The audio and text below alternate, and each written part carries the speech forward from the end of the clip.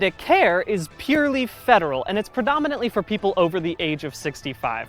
The thing is, there are 4 different parts of Medicare. Part A is the kind where you don't have to pay a monthly premium, and it'll help with services like inpatient stuff and hospice care. Medicare Part B is what most people would think of as just health insurance, because that's essentially what it is. Part D is for prescription drugs, and then Part C, I've had to pull out of order because it's kind of weird, and it's sometimes called a Medicare Advantage plan. It just happens to be approved and slightly subsidized by Medicare. This issue with vague government websites can also be found with Medicaid. Since Medicaid is administered by each state, you might want to check your eligibility for, say, Nebraska by going to their website, where it'll tell you you might be eligible if you are over 65, under 18, or an adult from 19 to 64.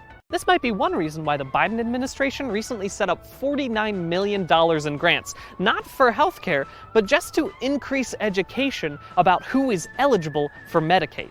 Currently, there are millions of children who are uninsured in America, but could be insured through Medicaid or the Children's Health Insurance Program, but the families just don't know that they're eligible.